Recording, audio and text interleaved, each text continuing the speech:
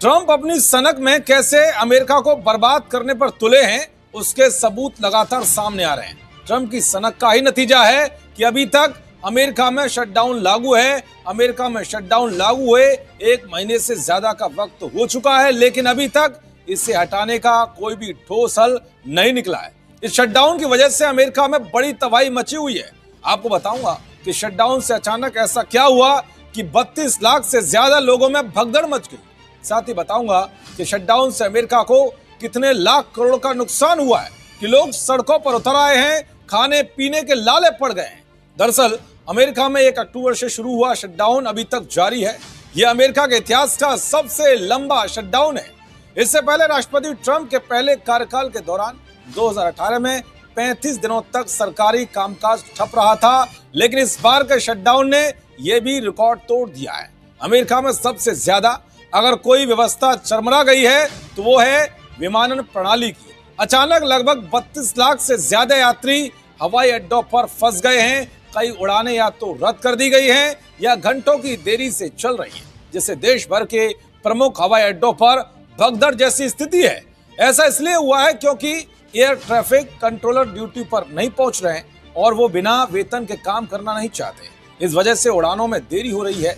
Airports पर भारी भीड़, टीएसए चेक पॉइंट्स पर कर्मचारियों की कमी और फ्लाइट्स रद्द होने की लगातार खबरें सामने आ रही है। शटडाउन की वजह से 13,000 एयर ट्रैफिक कंट्रोलर और 50,000 टीएसए अधिकारी बिना वेतन के काम करने को मजबूर हैं। तो वहीं शटडाउन से अर्थव्यवस्था को भारी नुकसान हो रहा है।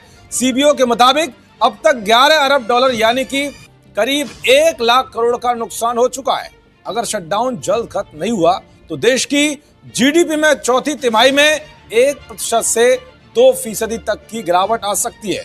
पॉलिसी सेंटर के मुताबिक अब तक 6,70,000 सरकारी कर्मचारी छुट्टी पर भेजे जा चुके हैं, जबकि 7,30,000 कर्मचारी बिना सैलरी के काम कर रहे हैं। लगभग 14 लाख लोग कर्ज लेकर घर चला रहे हैं। जबरदस्ती छुट्टी पर भेजे गए कर्मचारियों की करीब 400 मिलियन डॉलर प्रतिदिन सैलरी का नुकसान हो रहा है। इसलिए 30 एयरपोर्ट्स में से आधे में स्टाफ की भारी कमी है।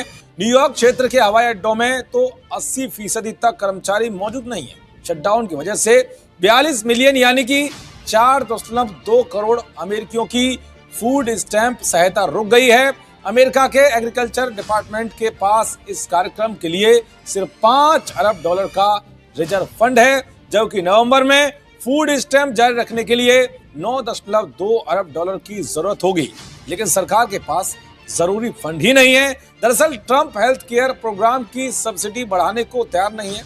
इस वजह से अमेरिकी संसद के ऊपरी सदन सीनेट में फंडिंग बिल पास नहीं हो पा रहा है।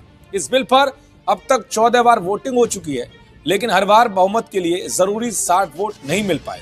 यानी कि ट्रंप की जिद की वजह से अमेरिका को भारी नुकसान उठाना पड़ रहा है। अब देखना ये होगा कि ये शटडाउन कब और कैसे खत्म होता है।